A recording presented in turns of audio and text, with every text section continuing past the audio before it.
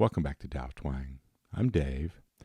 So we've been on a bit of a kick with these arpeggios here the last couple weeks, haven't we? And today we've got a few more. These are going to be dominant seventh arpeggios, and we're going to put it in a 12-bar format. I've got a one time around in a 12-bar written out exactly what you just saw in the intro, except for maybe the little lick there at the end. That's not tabbed. But that's just kind of a reminder to, like, practice the structural stuff like I'm about to show you. But then also, right away start mingling it, mixing it in with your blues game, And this stuff could be applied to a lot of other styles and other songs and things other than just 12 bar. But it's just, the perfect format for, looking at these seventh chords. And it also is in response to a lot of requests and questions and discussions that, take place with one-on-one students and, everybody in the comments, that, with the blues playing, many folks describe to me some version of this story. Well, I've got the blues scale.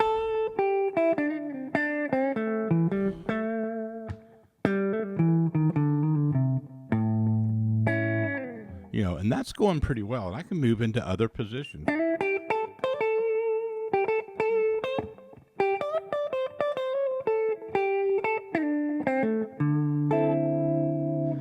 But when I go through all the chords, sometimes I don't really feel like I'm attacking, the targeting the chord specifically, or this, the notes are okay. I just kind of keep playing around in that scale, but I don't get that bite. Now here's how you can drill down into this blues thing in a pretty simple manner, and you can take it as far as you want. But let's start off by just looking at it very much as a, skeleton, a structure of it. Okay, and we're going to do that with these arpeggios. Now, we're using a seventh chord for each one of the three chords in the 12-bar pattern. There's the one, A.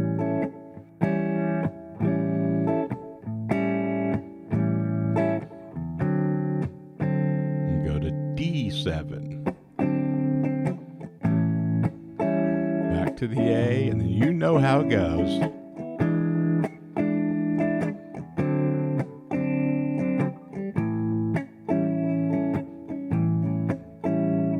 Okay, and of course there's all kinds of variations and all kinds of really cool stuff you can do with different chords and moving around and kind of staying within that blues structure, but that's the nuts and bolts of it, right?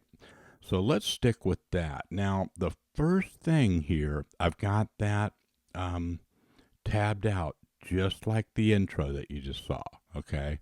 And you can play it like that, like a routine. I'm going to take you through, portions of it that will be identical to that PDF. But then I'm also going to talk about, just sort of like where it puts you in different positions and how you can start to mingle your blues scale and your arpeggios together. But first, let's just go kind of, straight up with the arpeggios. Here's the first one for A7.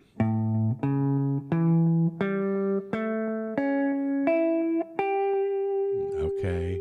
Now, we're not going to spend a lot of time on this level of explanation, but if you find it interesting and if it helps you, if you play an A Mixolydian scale,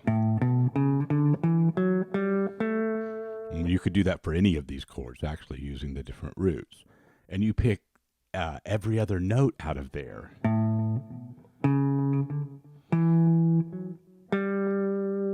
you're going to get an arpeggio. And depending on how far you go with that skipping a note, every other note process, those are called extensions. So we're just going up to the seventh, root, third, fifth, seventh, or we can just say them in simpler terms.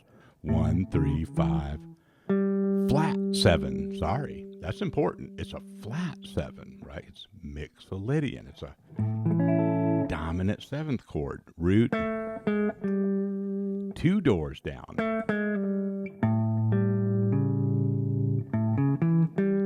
Then the next octave. Okay, so you can kind of separate those out, both in your cadence and in your your ear. All right. Then I guess I went up in the first example there.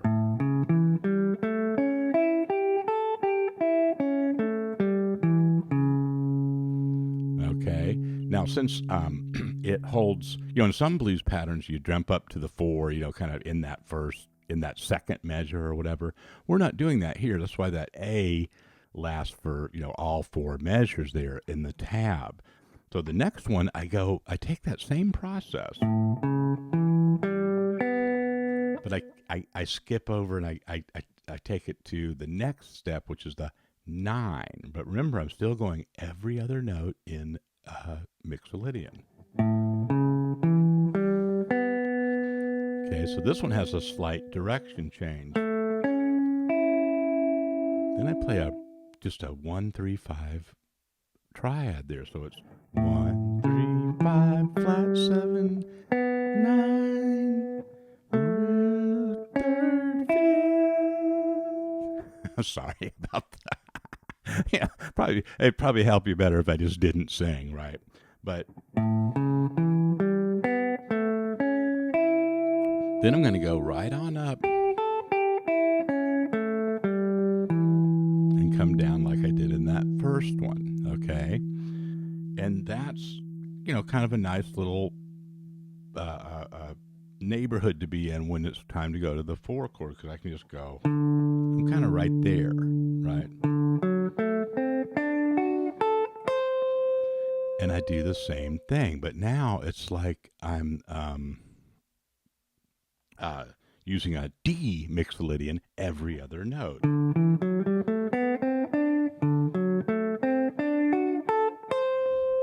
Right? Just up to the 7th for that one. All right? So, at any time that it makes more sense, pause this video, go over to your PDF if you got it on a separate screen or another device or something. That's what I do sometimes. I'll put them on the iPad over here. I'm not looking at that one right now because I kind of memorized it earlier.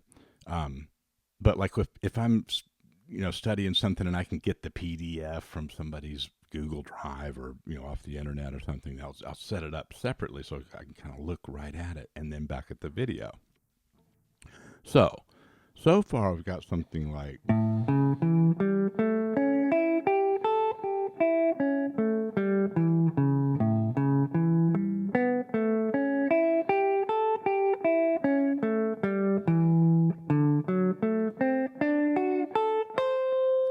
okay, then I'm just going to walk it back down, but I'm going to use a little bit of a different fingering and string set.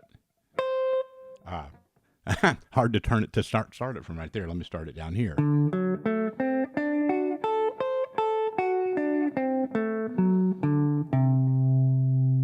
Okay, now that's the same notes as if I'd have just backed it up the exact same way I came, and you can try that. Use your ear to kind of move this around to different parts of the neck on your own.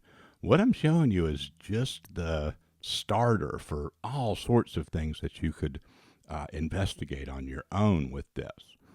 But I've set them up to where I think they're kind of, sensible places to start that move between one another, in a sensible way. So when you come back down there, I love that because you're kind of right when you're going to go back to the 1 chord, and you're kind of right there, and you're right on that blues, because it's just kind of the perfect place to end up, right?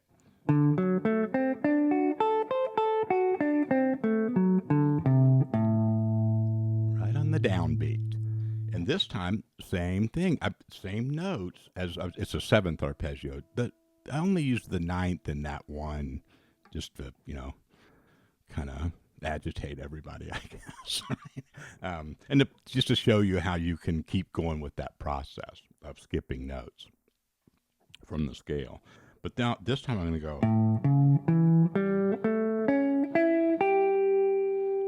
See how that's the same notes as.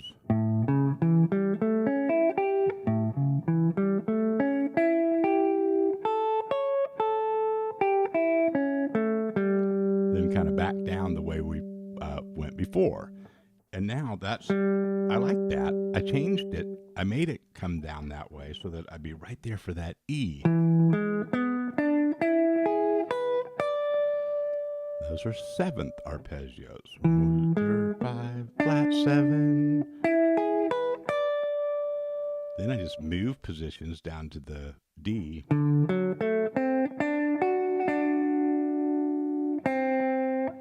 I think I did something like that. I just to kind of close it off.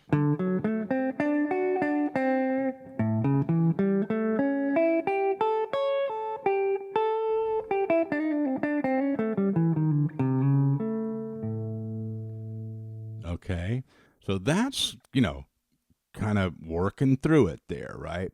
And so, if those are if you're kind of fluent with this, then, go ahead and put it into tempo and kind of, put a blues backing track on and do your regular thing and just kind of throw some of them in there. But if this, and I suspect this will be the case for many folks out there, if this is something that you can't do, right away, then it's worth spending time on. And I didn't mean to say that you can't do it, but just that it's not something that you're already doing. Let's put it that way. Okay, that's not good language there, the way I just said it, because you can do it, right? But you're going to have to spend time, perhaps some more than others, depending on where you are. But there's something here for everybody. Doesn't matter what level you're at. So now, a little bit about, how to have some fun with this. Well, right away, if we say we went.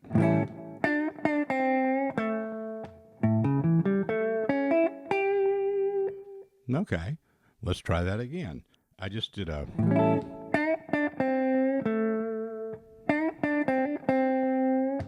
Those are just, kind of right in that heart of that blues scale.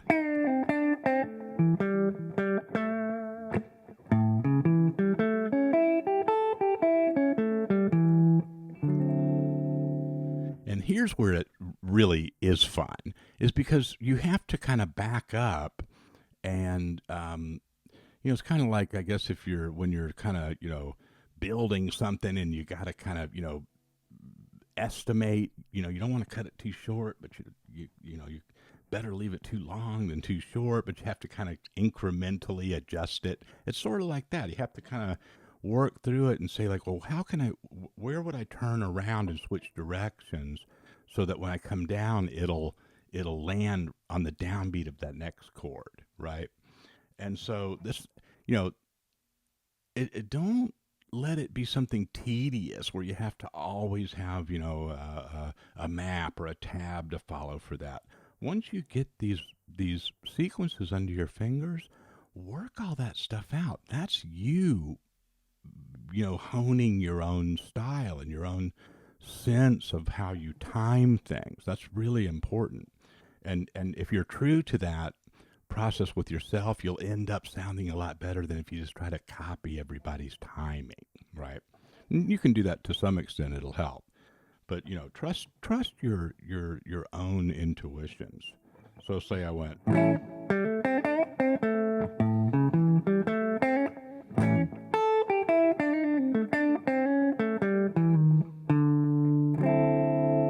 Okay, not the greatest licks in the world, but I'm demonstrating, how to practice this stuff. And then when you get to that D, sometimes it feels good, sounds good to go right into an arpeggio.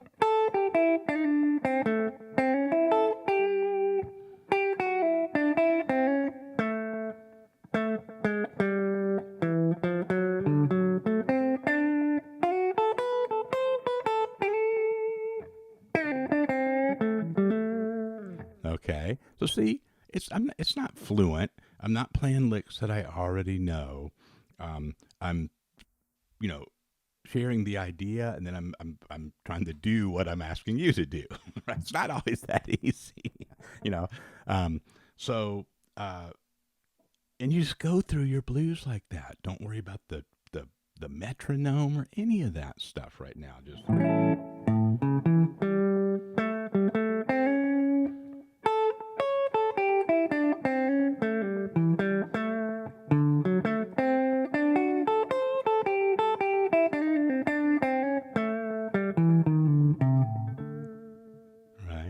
You know, go back to that pentatonic and blues scale.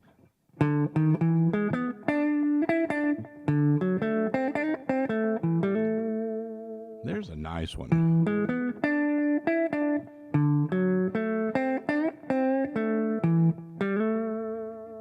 See how you can make that add up in cadence and the notes, melodically sound good, right?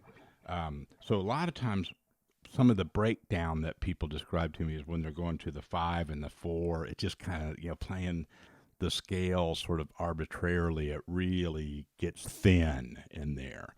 Well, nailing that 5 chord is something you can do right away to help that. So.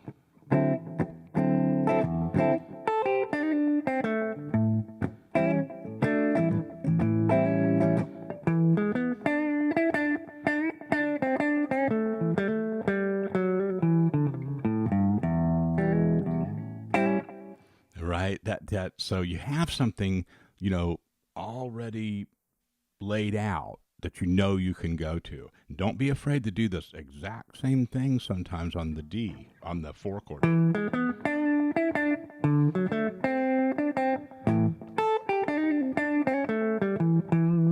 going up to that 5 at the end of the 12 bar now. I didn't do that in the examples, but you can throw that in the second half of that last bar, finish it off. So take all the stuff that you're doing with blues already and just put these arpeggios in there, right?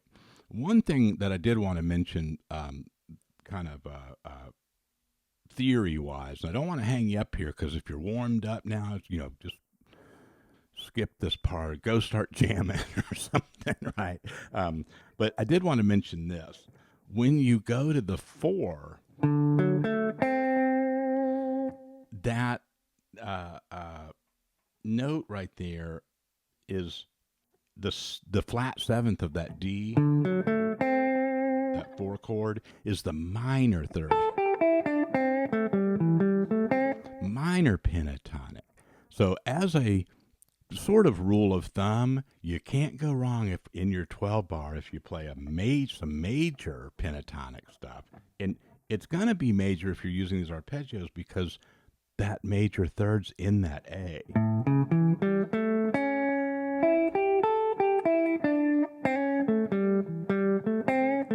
Doesn't mean you can't use the minor pentatonic, but at least part of it, it's already in there. When you switch to that 4,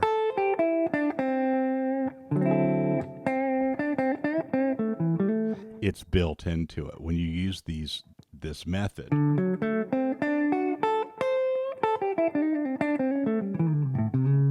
you naturally get that flat third of the in the A minor pentatonic or the blues scale, and that works out really well. All right. So just wanted to throw that in there. Don't let any of it, slow you down. Practice what's on the PDF, plug it into your game. Let me know how it goes. I'll see you next week.